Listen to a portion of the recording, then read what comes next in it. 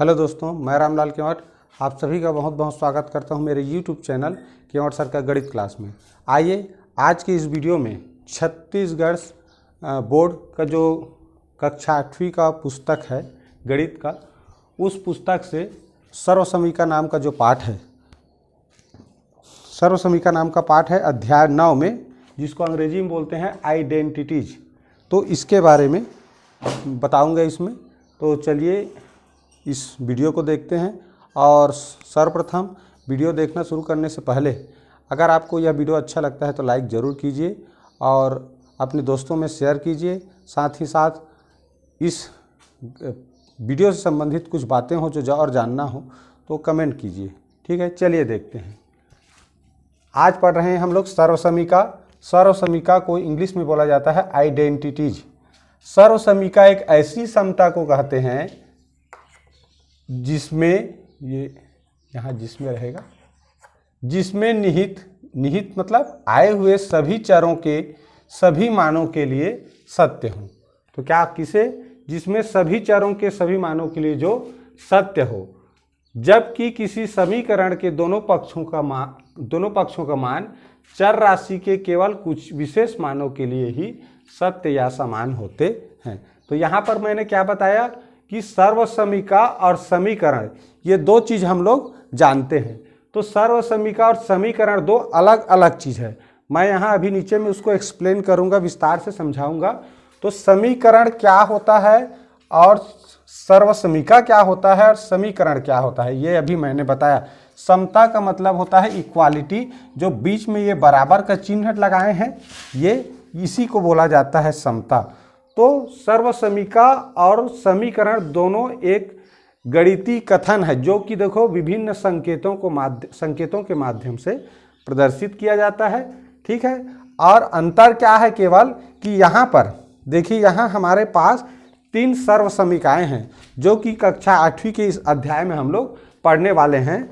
इन्हें सर्वसमीका कहा जाता है और ये एक समीकरण का उदाहरण है। किसका उदाहरण है? समीकरण का उदाहरण है। अब दोनों में क्या अंतर है मैं बता रहा हूं आप लोगों को। देखिए, इसको कथन को हम पढ़ें, ये जो संकेत है, इसको मैं शब्दों में अगर कहूं तो क्या कह सकते हैं? इसको पढ़ेंगे तो बोलेंगे किसी संख्या के दुगुने। ये क्या लिखा है? हम एक को क्या मान सकते हैं? क्या कहेंगे? किसी संख्या। तो किसी संख्या के 2 गुने और उसके आधा का योगफल 50 होता है। ये संकेत के रूप में लिखा गया है। इसको शब्दों में अगर व्यक्त करेंगे इस तरह व्यक्त कर सकते हैं। तो देखिए, ये यहाँ पर जो x का मान है, ये जो चर राशि है, एक चर राशि दिया हुआ है इस समीकरण में, यहाँ x के जगह में मैं कोई एक मान ही रख सकता हूँ। कुछ समीकरण ऐसे होते हैं जिसमें एक या दो मानों के लिए ये जो बराबर का संकेत है, ये इसको बोलते हैं समता, ये सत्य होता है। जैसे मान लीजिए मैं इसके जगह में 20 रखता हूँ। देख लीजिए 20, इसके जगह में 20, तो ये बराबर उस तरफ 50 लिखा है, मतलब इस तरफ को भी हल करें तो 50 आना चाहिए। तो देखो 20 दूनी 40 और 20 का आधा 10, तो कुल मिला के कितना हुआ? 50। तो अगर हम x के जगह में इस 20 को छोड़ के और अन्य कोई दूसरा, ठीक है, कोई दूसरा संख्या रखते हैं तो वहां पर ये 50 नहीं आएगा, दोनों तरफ बराबर नहीं होगा, ये समता सत्य नहीं होगा। ठीक है, तो ये समीकरण है क्योंकि यहां पर एक का मान निर्धारित है, निश्चित है। एक आध मान के लिए ही ये समीकरण सत्य होता है, ये समता सत्य होता है, इसलिए इसको समीकरण कहा जाता है। और जो सर्वसमीका होता है, देखो सर्व मतलब सभी के लिए, सर्व मतलब सभी के लिए। तो यहाँ पर जो चर राशि दिया गया है, हम a के जगह में यहाँ जो रखेंगे, यहाँ पर जहाँ भी a लिखा है, जो रखेंगे संख्या वही रखना है। जैसे यहाँ मैं 1 रखूँ तो यहाँ 1 रखेंगे, 5 रखूँ तो 5। तो मतलब b के जगह में कोई अन्य संख्या रखना है।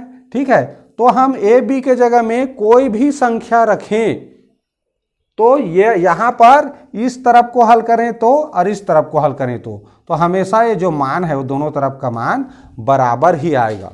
तो ये हर संख्या के लिए लागू होता है। कोई भी संख्या हम a और b की जगह में रख सकते हैं, जबकि समीकरण में जो चर राशि दिए रहते हैं उनके जगह में केवल कोई एक संख्या ही रखा जा सकता है। तो ये अंतर है समीकरण और सर्व समीका में। चलिए इसके बाद में ये जो हमारे पास तीन सर्व समीकाएं हैं, a प्लस बी का whole square equal a square plus 2ab plus b square, a minus b का whole square equal a square minus 2ab plus b square, a square minus b square equal a plus b और into a minus b. तो इन तीनों ये तीन हम सर्व समीका इस अध्याय में पढ़ेंगे। तो सबसे पहले एक चीज बता दूं कि ये जो पहला सर्व समीका है इसकी व्युत्पत्ति कैसे होती है। ध्यान रखें, मेरे चैनल का एक थीम है कि हमें रटना नहीं है, समझना है। गणित को आप समझे रहोगे तो जिंदगी में कभी नहीं भूलोगे, समझ रहे हो। तो इसलिए पहले हमको ये जो सूत्र है, ये जो सर्व समीका है उसको यहाँ पर लिख रहा हूँ मैं, a प्लस बी का whole square equal a square plus 2ab plus b square. इसकी व्युत्पत्ति कैसे हुई है, आखिर हम इसको हल करेंगे तो ऐसा मिलना चाहिए, ठीक है, तब तो ये दोनों बराबर है। तो ये कैसे में आया, ये पक्ष जो ये दायां पक्ष कहलाता है, बायां पक्ष कहलाता है, ठीक है। तो ये दायां पक्ष कैसे में बना, क्या हम उसको रट के याद करेंगे कि a प्लस बी का whole square equal a square plus 2ab plus b square होता है? नहीं, अगर आप ऐसे याद करोगे तो कभी भी भूल सकते हो। तो हमें याद नहीं करना है, क्या करना है, इसकी व्युत्पत्ति करना सीखना है। कैसे में ये वाला जो दायां भाग में लिखा है बराबर चिन्ह के, ये आता है।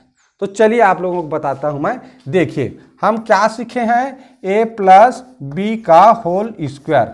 हम क्या कर रहे हैं, लेफ्ट हैंड साइड को हल कर रहे हैं, ये वाला हिस्सा, ठीक है। तो a प्लस बी का होल स्क्वायर बराबर क्या होता है, किसी का वर्ग मतलब उसका आपस में क्या होता है, गुणा होता है। तो a प्लस बी को a प्लस बी का होल स्क्वायर को हम इस तरह लिख सकते हैं, ठीक, इस तरह a प्लस बी का होल स्क्वायर मतलब किसी का वर्ग होता है, मतलब उसका दो बार लिख करके आपस में गुणा होता है, ठीक। इतना तो समझते हैं। जैसे एक उदाहरण बता दूं, जैसे 6 का स्क्वायर, इसका मतलब क्या हुआ, 6 को दो बार लिखेंगे और उसको आपस में गुणा करेंगे। ठीक इसी तरह a प्लस बी का होल स्क्वायर यानी पूरे का वर्ग का मतलब होता है a प्लस बी और a प्लस बी का आपस में गुणा। अब देखिए गुणा कैसे करते हैं, इसमें के प्रथम पद का गुणा पूरे इसके साथ होगा, a प्लस बी के साथ होगा। उसी तरह अब ये प्लस बी बचा, a का तो गुणा किए इसके साथ, ये क्या बचा, प्लस बी। अब इसका गुणा होगा पूरे के साथ, ठीक है। अब देखिए a का a के साथ गुणा होगा तो क्या होगा, a स्क्वायर होता है, और a का b के साथ गुणा होगा तो a का a के साथ गुणा होगा a स्क्वायर, प्लस आया तो प्लस लिखेंगे। अब a और b का गुणा ab। अब देखिए प्लस b का गुणा किससे होगा, इससे, तो b a होगा। अब उसके बाद प्लस प्लस तो प्लस ही होता है, अब b और b का गुणा b स्क्वायर होता है। यहाँ देखिए ab और ba, तो एक चीज याद दिला दूं कि ab को हम ba लिख सकते हैं। क्यों लिख सकते हैं, क्योंकि कोई भी गुणनफल के रूप में हो तो उसके स्थान परिवर्तन करने से उसके मान में अंतर नहीं आता। जैसे संख्या में समझते हैं 3 गुणित 5 है, तो हम इसको 5 गुणित 3 भी लिख सकते हैं, क्योंकि ऐसा करने से इसके मान में अंतर नहीं आता। तो इस तरह हम इसको क्या मान सकते हैं, a square plus a b, इसको भी ए बी लिखा जा सकता है, ठीक है।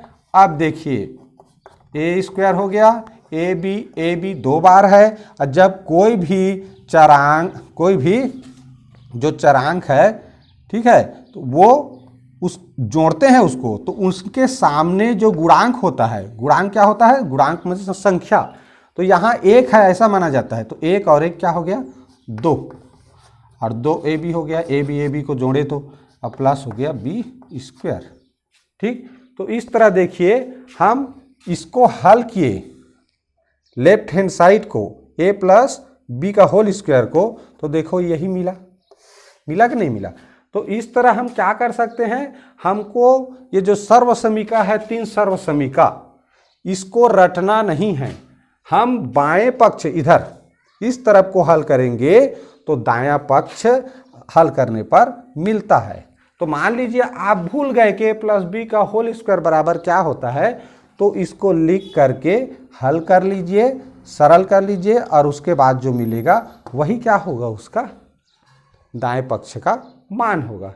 ठीक है, तो इस तरह से हम ये जो 3 हमारे पास सर्व समीका है इसकी व्युत्पत्ति कर सकते हैं। चलिए अब देखते हैं इस सर्व समीका से संबंधित कुछ प्रश्न।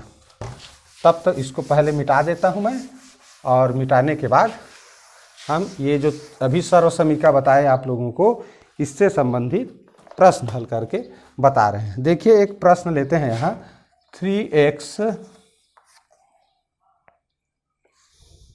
+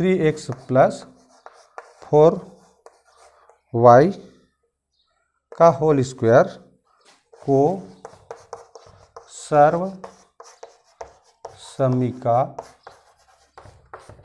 की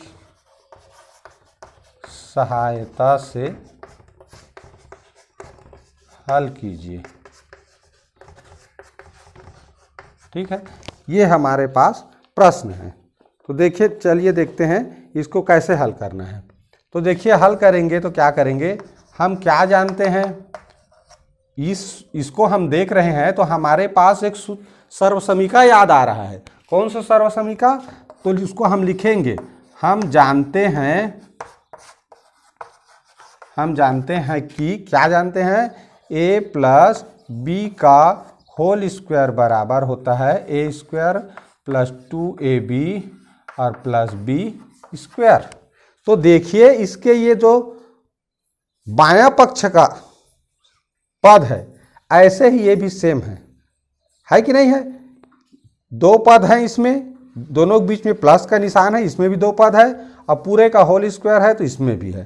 तो हम इसको अगर इसके मान में रखते हैं तो इसका हल आराम से मिल जाएगा। कैसे, अब हम जानते हैं ये सूत्र, जहां ये सूत्र जान रहे हैं, तो यहाँ क्या दिया है, a बराबर, इसमें देखें a बराबर a के जगह में क्या दिया है 3x, और b के जगह में देखिए b के जगह में इसमें क्या है 4y है। ठीक है, तो अब इसको क्या करेंगे, सर्व समीका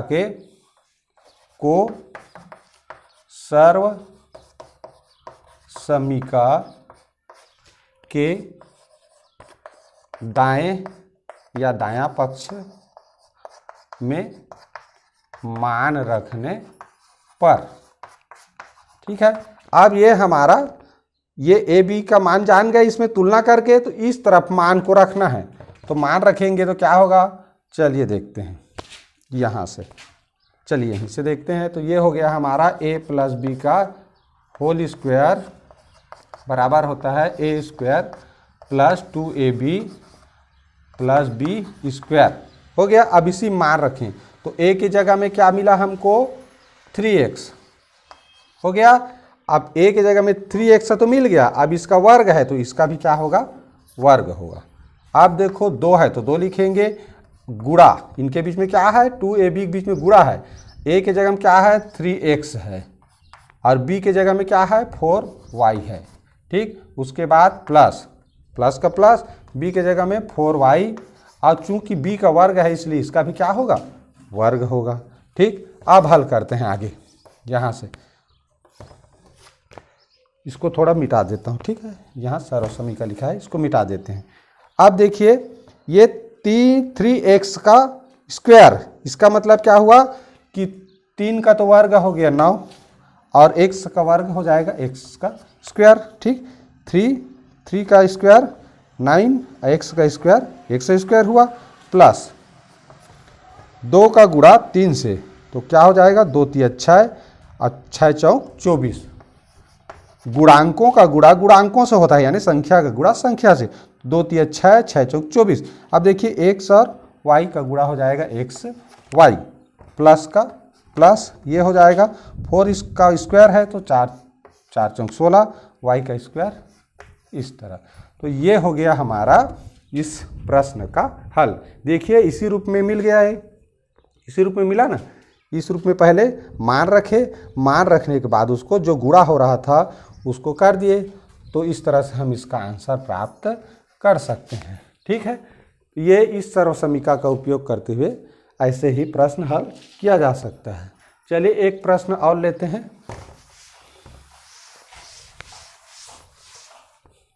चलिए ये भिन्न वाला थोड़ा सा कठिन होता है तो वो देख लेते हैं एक बार। ठीक, प्रश्न है 1/2 p + 2q पूरे का स्क्वायर।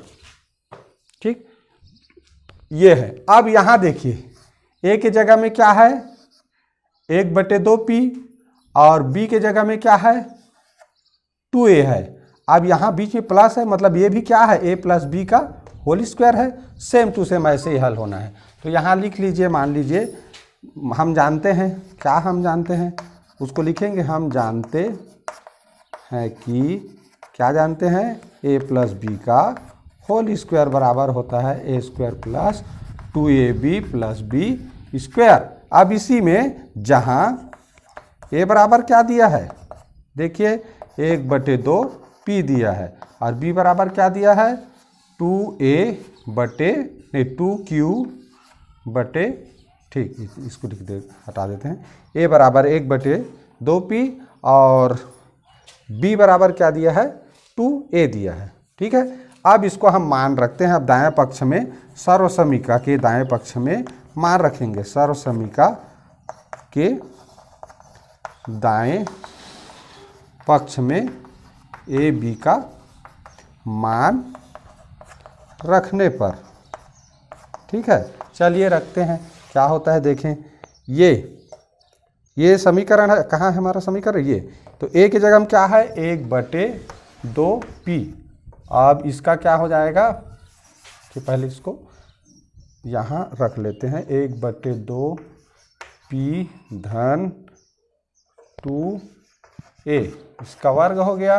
अब तो 1/2 p का क्या होगा वर्ग होगा। देखिए a का वर्ग करना है, a का जगह में क्या है 1/2 p, उसके बाद धन 2 गुणित a क्या है 1/2 p गुणित b क्या है देखिए 2a हो गया, धन b का स्क्वायर तो 2a का स्क्वायर, इस तरह। ठीक है, अब चलिए हल करते हैं। 1/2 का वर्ग करेंगे तो 1/2 का वर्ग मतलब क्या होता है 1/2 गुणित 1/2, किसी का वर्ग करना माने उसका वर्ग करना, मतलब उसका 2 बार लिख करके उसको गुणा करना। क्या हो जाएगा 1 1 कम 1 1 दूनी 2, तो क्या हो जाएगा 1/4। अब p का वर्ग मतलब p का वर्ग हो गया, धन यहाँ देखिए 2 2 आपस में कैंसिल, क्या बचा p बचा और 2 बचा, 2 1 कम 2 और ये क्या है p और ये q है, तो ये क्या हो जाएगा pq, धन 2 का वर्ग यानी 2 दूनी 4 a का वर्ग। तो इस तरह हमें क्या मिला आंसर 1/4 p का वर्ग धन 2p q + 4a स्क्वायर। तो ये हो जाएगा इसका आंसर। तो इस तरह हम ये जो पहला सर्वसमीका है इसका उपयोग करते हुए हम ये जो प्रश्न दिए गए हैं इनको हल कर सकते हैं। एक तरह का और प्रश्न है, इसके बाद इससे संबंधित इस सर्वसमीका से संबंधित जितने भी प्रश्न प्रश्नावली में हैं आप उन प्रश्नों को आसानी से बना सकते हैं। और ये प्रश्न एक विशेष प्रश्न है जिसका उपयोग किसी संख्या का वर्ग ज्ञात करने के लिए भी किया जाता है। ठीक है, चलिए एक प्रश्न मैं यहाँ रख रहा हूँ। जैसे प्रश्न है 41 का वर्ग। इस प्रश्न को हमको सर्वसमीका का प्रयोग करते हुए क्या करना है, प्रयोग करते हुए हल करना है। ठीक है, हल करना है। तो कैसे हल करेंगे देखिए, किसी भी संख्या को हम बंटन नियम के माध्यम से 2 तरीक़ा से बांट सकते हैं। जैसे 41 लिखा है तो 41 को हम 40 धन 1 भी लिख सकते हैं, 40 धन 1 भी लिख सकते हैं। ठीक है, दूसरा क्या लिख सकते हैं 50, अगर ये 40 को हम 41 है तो इसको ऐसे भी लिखा जा सकता है 50 - -9। ठीक, यानी ये 50 माइनस 9 यानी 50 ऋण 9 लिख सकते हैं। तो दोनों का अर्थ क्या हुआ, 41 से हुआ। चूंकि हम पहला सर्वसमीका का प्रयोग कर रहे हैं जिसमें बीच में प्लस का निशान है, इसलिए बंटन नियम के विधि से हम इसको प्लस में बदलेंगे।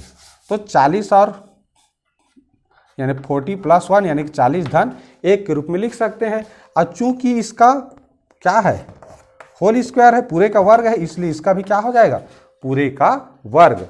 अब ये क्या हो गया, सर्वसमीका के जो बाएं पक्ष का मान होता है उस रूप में आ गया। तो इसको अब हम हल कर सकते हैं। चलिए फिर लिखेंगे। हम जानते हैं, क्या जानते हैं जी, a + b का होल स्क्वायर इक्वल होता है a² + 2ab + be²। यहाँ जहाँ पर a बराबर क्या दिया है प्रश्न में, a बराबर दिया है 40 और b बराबर क्या दिया है, 1 दिया है। देखिए ये बाएं पक्ष के साथ मेल हो रहा है, a के जगह में 40 लिखा है, अब b के जगह में 1 लिखा है। ठीक, मान रखने पर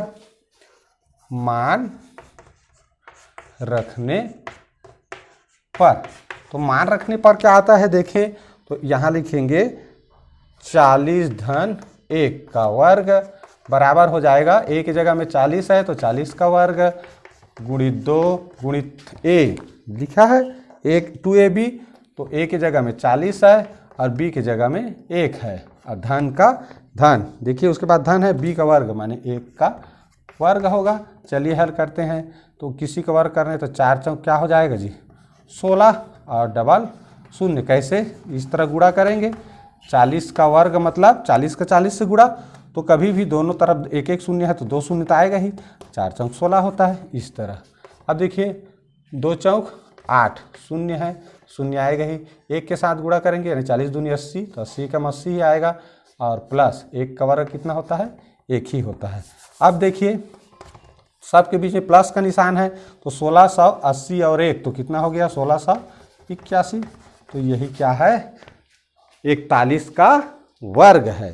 तो किसी भी संख्या का जो वर्ग संख्या निकाला जाता है उसके पीछे यही सर्वसमीका कार्य करता है। इसी सर्वसमीका के आधार पर हम किसी भी संख्या का प्लस के रूप में लिखकर, इस रूप में लिखकर वर्ग संख्या निकालते हैं। तो ठीक है, तो इस पाठ या इस अध्याय में हम इन 3 तरह के प्रश्नों को हल करना सीखेंगे और आप लोग सभी इन तीनों तरह के प्रश्नों को अच्छे से देखे होंगे। तो इस प्रश्नावली में जितने भी प्रश्न हैं उसको आसानी से हल कर सकते हो। और आगे का जो दूसरा सर्वसमीका है उस सर्वसमीका को अगले वीडियो में आप लोगों को बताऊंगा। और तब तक के लिए आप लोग इस वीडियो को बार बार देखिए और इस अध्याय में जितने भी प्रश्न दिए गए हैं उन प्रश्नों को जो इस सर्वसमीका के आधार पर बनते हैं उनको हल कीजिए और वीडियो को लाइक ज़रूर कीजिए। वीडियो देखने के लिए बहुत बहुत धन्यवाद।